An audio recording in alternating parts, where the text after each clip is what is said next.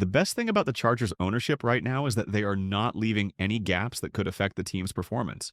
They are doing everything possible to provide Jim Harbaugh with all the tools he needs to build a Super Bowl caliber team. In this effort, the Chargers have hired a new coach who, in my opinion, will be a game changer for the team. The 2025 season is definitely shaping up to be a great one for the Chargers.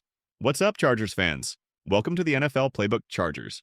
If you're new here, don't forget to hit that subscribe button. This channel is all about breaking down everything you need to know about the Bolts. Most of the Michigan hires so far have been on the defensive side, but now we're finally seeing some movement on offense. According to Tom Pelissero, former Michigan offensive coordinator and quarterbacks coach Kirk Campbell is expected to join the Chargers staff as an offensive assistant. Campbell played a crucial role in developing JJ McCarthy as Michigan's quarterback in 2023, a season that saw the Wolverines win the national title. Just look at what McCarthy did under his guidance. 2,991 passing yards, 22 touchdowns, and only 4 interceptions last season. Now he's set to reunite with Jim Harbaugh in Los Angeles. This is an interesting move, though it may not excite a lot of fans, especially given how Campbell's time at Michigan ended. He was fired last year after the offense fell short of expectations during his first season as the Wolverines' play caller. Michigan's offense dropped to 112th in scoring and 116th in passing offense in 2024. That's not great, obviously. But we're also talking about a team that lost several key players, including quarterback JJ McCarthy, running back Blake Corum, and receivers Roman Wilson and Cornelius Johnson, both of whom are now in the NFL. Michigan also lost about 60% of its offensive line, so naturally, it was going to be a tough season. The bigger issue was their quarterback situation, which might have been one of the worst in college football this season. Campbell, as the quarterback's coach and offensive coordinator, wasn't able to make it work. That said, this is still a coach who's had plenty of success in the past. You don't land a job at Michigan without having a strong track record. It's important not to judge him entirely by his recent struggles, but instead take a step back and look at the bigger picture.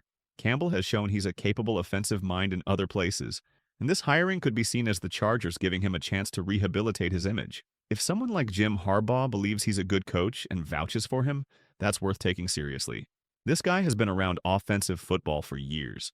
Before Michigan, he spent time at Old Dominion in 2020 and 2021 as an offensive coordinator and quarterbacks coach. Then he moved on to Michigan, where he worked with Harbaugh and the rest of that staff to win a national championship. And let's not forget his role in developing JJ McCarthy. Early in McCarthy's career, nobody really expected him to become a potential first-round NFL draft pick. Campbell played a big part in helping him develop into one of the top quarterbacks in the draft, and that has to count for something. To be fair, it's a bit surprising to see a coach bounce back so quickly after a disappointing stint. But context matters. Campbell faced a tough situation, with several key players leaving for the NFL and Jim Harbaugh stepping away.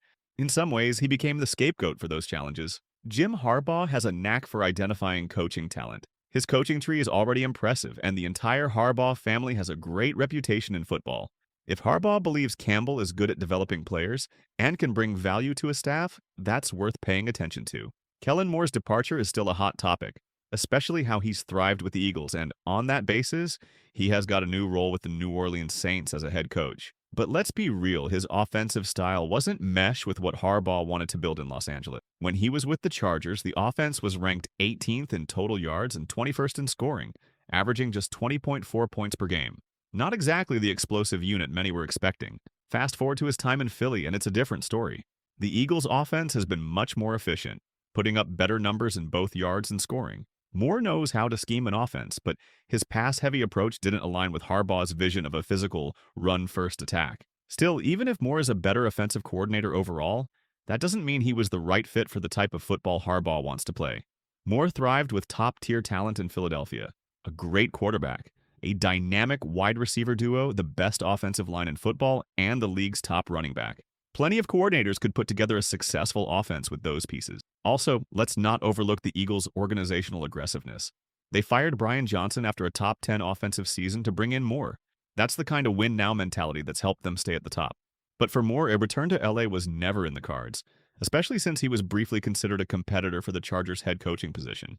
Anyway, in my opinion, it's pointless now to debate why the Chargers didn't retain Moore. So, guys, what do you think? Is this coaching decision the right move? I am sold on this, but what's your opinion? Share in the comment section.